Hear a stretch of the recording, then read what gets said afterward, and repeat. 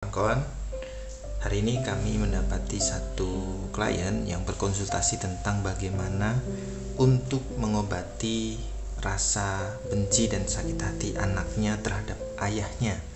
Kebetulan keluarga ini tertimpa musibah perceraian dan bisa jadi anaknya menyaksikan peristiwa itu sehingga sulit melupakan atau memaafkan dari ayahnya dan memiliki rasa benci.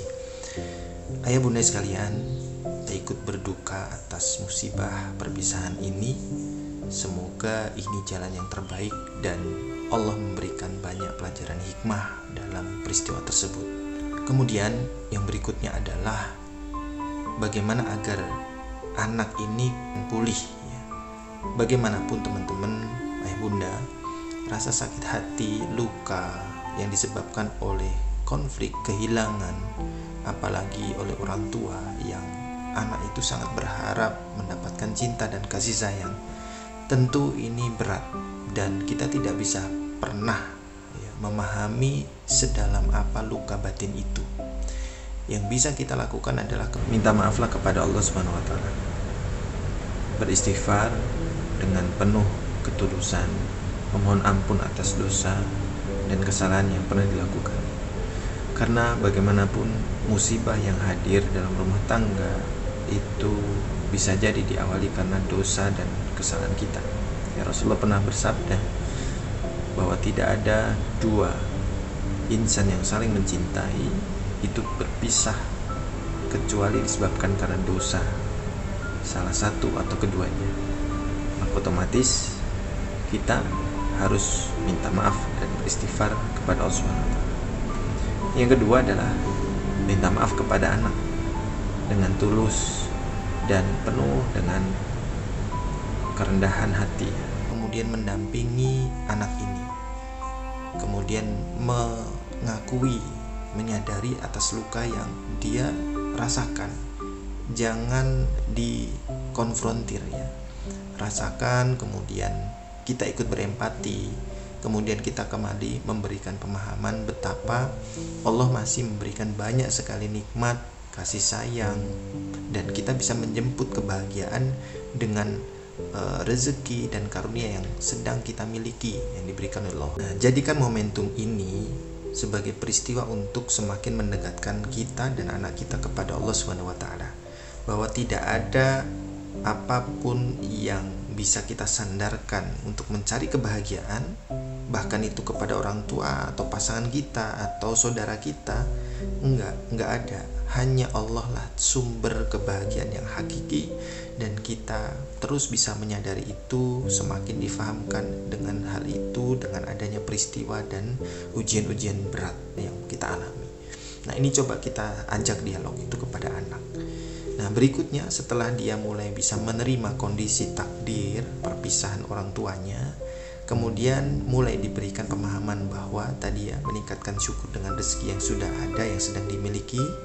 Kemudian kita pelan-pelan memahamkan bahwa Allah itu yang sudah memberikan banyak rezeki kepada kita itu mencintai dan memberikan satu firman ya, perkataan wasiat ya, disampaikan di beberapa ayat, salah satunya surat Al-Ahqaf ya, wasainal ihsana biwalidaini ahsani wasainal insan ya. Allah itu memberikan wasiat kepada semua manusia agar berbuat ihsan, tetap berbuat baik kepada orang tua keduanya. Tidak hanya kepada seorang ibu, mungkin anak itu sedang hidup dan bersama dengan ibunya, tapi juga kepada ayahnya.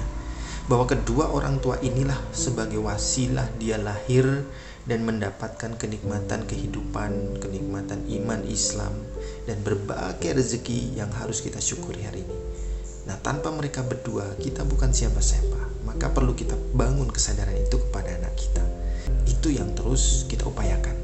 Dan yang paling penting lagi adalah orang tuanya ini, si ibu yang sedang bareng dengan anak ini, tunjukkan perilaku ya, vibes ya, atmosfer, karisma yang kemudian berdamai dan berislah kepada ayahnya.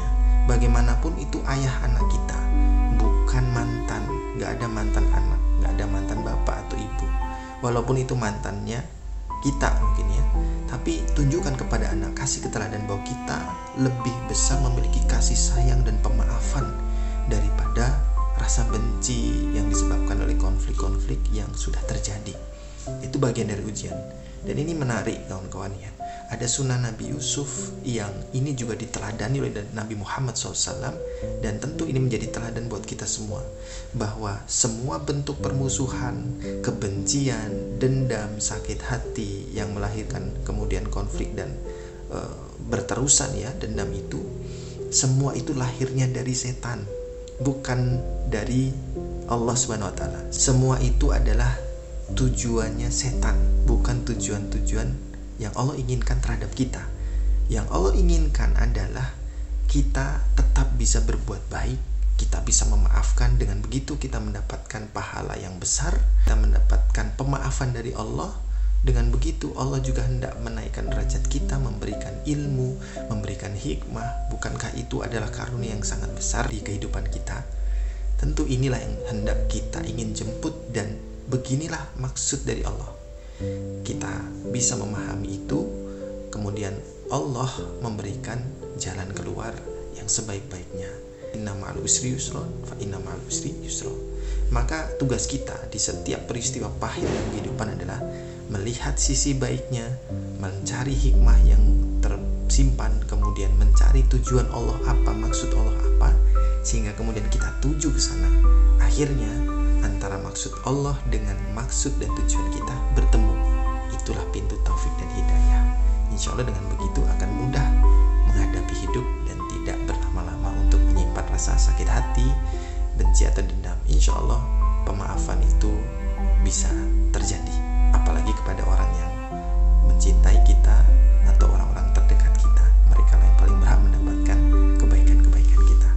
Wallahu a'lam bishawab. Semoga dimudahkan untuk menghadapi dan melalui proses healing ini, sehingga kembali bersih menjadi pribadi yang qalbun salim.